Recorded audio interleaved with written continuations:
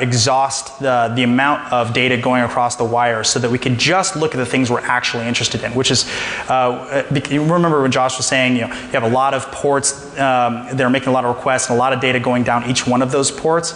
Well, that's really annoying when you're trying to figure out which page you're on, and are you making many requests, or are you making one big request, or what's going on there. So we thought, well, maybe we can meter the traffic, kind of slow it down, congest it in some way, and just get the data that we want to see on the wire. Well, the first one we tried was using Pylorus, because it's SSL is thread safe in Python, where it's not with my original version, which is Perl.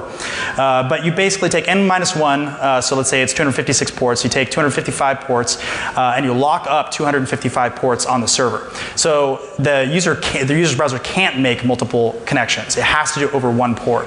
Unfortunately, this is really not very effective. It sort of works. I mean, I'm sure someone who spent a lot more time thinking about it would get better results than I did. But first of all, it requires Apache. It requires no load balancing, so this is not going to work on a high-end web server or something. And it also requires that there's not a lot amount of users on the system, because if there are, they're going to lock up that one remaining port, and then the user gets DOSed. So that's not particularly useful. So the other way we tried, well, so if you can't DOS the server, what if you can DOS the client? And this I got working slightly better.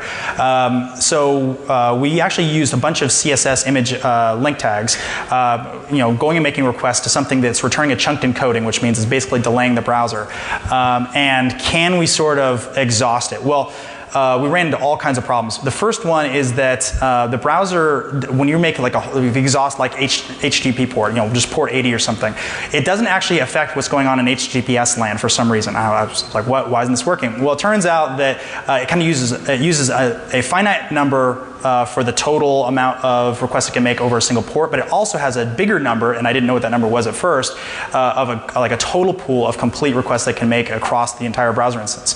Well, I took a guess and I said it was probably about 130, because I ran into this problem when I was writing slow Loris, and it turned out I totally did not need it. So we basically made 26 open ports, different web servers running on different ports, to try to exhaust all 130, 6 per port, so it's like 26 open or something. Different web servers. So we didn't need that. It didn't need anywhere near that. We only needed 30 open connections at a time to exhaust all of the browsers. So we needed somewhere around 6 open ports to do this. So then you have a whole bunch of link tags making chunked encoding requests, and they're really slow. And so the user's browser is basically locked up and can only make one request at a time, which you'd think would work great. Well, unfortunately, typical web pages have all kinds of crazy content on it. And if you are metering it to the point where you can really see what's going on, at least in my tests, it really locks up the browser. The browser just, it feels like there's something wrong with the web server, and the user would probably bail at that point, just give up or whatever, because it's so slow, unless there was some other reason they would think it's slow. I'm sure someone who spent more time could figure out a way to speed that up and make it look less seamless to more seamless to a user, but I had all kinds of fail doing it. So. All right, so the next thing that we're talking about is using delayed pop-ups, and this is basically a way to manipulate the user who thinks they're secure using HTTPS. And so in this particular example, what we've done is we've used JavaScript on the HTTP version of the page, and this JavaScript basically says, once you click on me, then execute the JavaScript. So in this example, what we've done is we've done a Firefox pop-up XPI, so a Firefox extension essentially. The user goes, they click on the link to the secure site, and now that site prompts you with Firefox prevent this site from asking you to install the software, right? Do you want to allow the software install, yes or no? What is this site though? What is it referring to? So if you look here, if you look at the URL in the browser, it says HTTPS www.sectheory.com. So it looks like this is coming from SecTheory, the site that I visited, and it looks like it's in the secure domain. Well, what's actually, according to the message, it's even coming from sectheory.com right there. What's actually happening is under the scenes, this is coming from a completely different domain. No, it's actually coming from this. It's coming from the same domain, just different. Yeah, so it's coming over HTTP, right? And then once you click allow, there's also going to be another message with the real one, right? And then on the next slide, the delayed pop-ups here, we did something slightly different where we used basic authentication. So it's prompting the user, hey, you have to authenticate here. And so as an attacker, you can basically sniff out their credentials and figure out what their username and password is. Most people would probably fall for this unless they were really not accustomed to this type of dialogue. I'm not sure, probably no one in this room would fall for it probably, but your mom probably would, so. Yeah. So in our third example, we've basically done the same thing, but we've used an exe file. And so you'll click on the secure side, it'll go and it'll prompt you, in Firefox at least, it'll prompt you to download the exe file. And you can decide yes or no whether I want to download that file. Well, in Google Chrome, it just automatically downloads that exe file. So as a Chrome user, you're going to go to a site, you're going to think you're going to the secure site, and then all of a sudden the secure site is downloading an exe executable to your system. So probably not something good. So the next version, this actually demo is not at all how an attacker would normally do it, but just for visualization, this is how we wrote it. Normally, this wouldn't do a data colon at all. It would just send you to another domain that user has, that the attacker has access to, rather. But what this does essentially, and they probably wouldn't use a set timeout. Maybe they would, but probably not. They would probably do it initiated by whenever they felt, when the attacker felt like they wanted to know how many pages the user had visited. So what this does is every once in a while, it'll force that user to go to a user-controlled page, and that page would say, all right, how many pages, or what's your document.history? How many? What's the length of your history? And so, okay, it finds the answer, and then it'll immediately redirect you back to wherever you were before.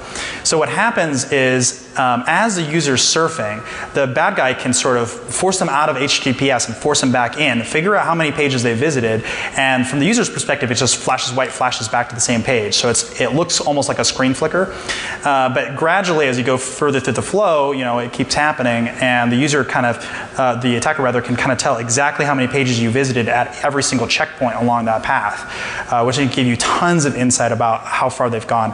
This is actually very similar to the XSHM,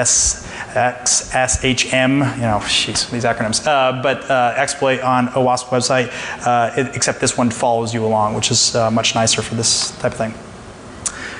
So these are a bunch of minor issues in my opinion, but they could lead to some bad stuff. So there's a bunch of autocomplete stuff built into Chrome and Firefox, and I'm sure other browsers are picking up as well, where you type in something and you're not fully complete with the domain, but it's asking Google specifically, like, what do you think I'm trying to type?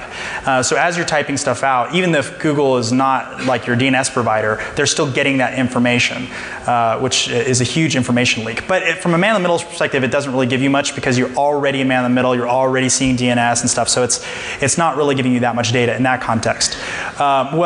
If the user doesn't type a slash in there, but they're kind of typoing stuff and they're typing too fast or whatever, they can end up sending a lot more data than they want. Again, a very minor issue, so probably not that useful.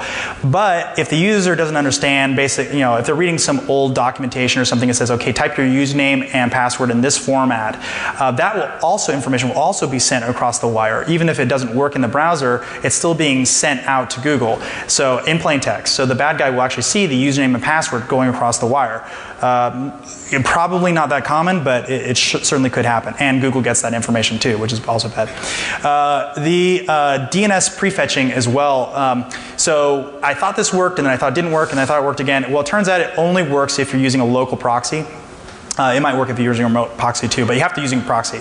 In Chrome, if there's a bunch of let's say href tags on the page, it will actually go and ask the DNS provider, okay, what's the IP for this ahead of time to speed up the browsing experience. Well, imagine, I'm a jealous boyfriend and my girlfriend, she's looking at her webmail and she's using a local proxy for some reason, which is this is not super useful.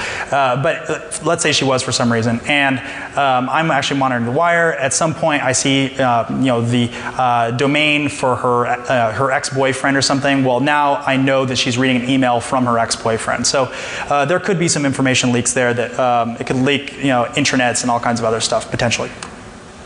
So hat tip to Mike Andrews. He was very close to figuring this out. And actually, he wrote quite a bit about it on Foundstone.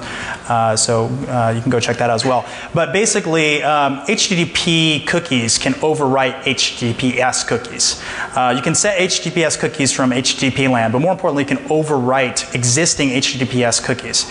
So that whole integrity thing just goes right out the window. And this has always been for usability. Cookies don't follow the same security model that JavaScript does for many reasons, but ultimately it makes the browser a lot less secure when you're talking with certain types of websites. So the original thing we thought of is, okay, well, because we're still thinking about how much data is going across the wire, how can we kind of manage and see that and whatever.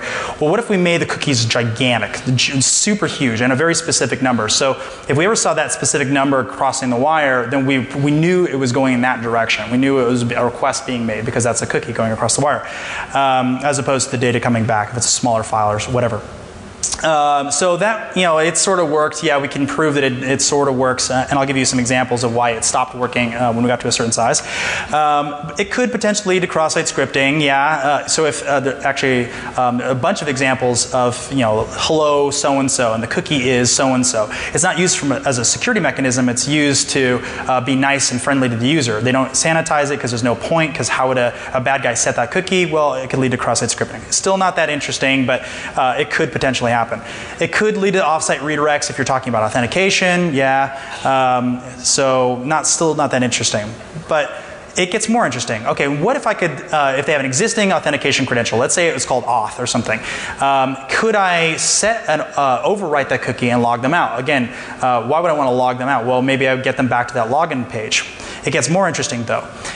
What if I could actually beat them to that page? So let's imagine I know they're about to click on a page, and I say, okay, I'm going to go to that page, that authentication page, grab the cookie ahead of time, and replay it in that person's browser before they go there. Well, if the type of site is not the kind of site where it resets the cookie, you're going to end up with a scenario where the good guy logs in, they type in their username and password, it ties that username to the credential that's being sent, and suddenly they're logged in with a credential the attacker knows. So the attacker just puts it in his own browser, logs in, and boom, you're in the account. And so any IP restrictions you have in place, any sort of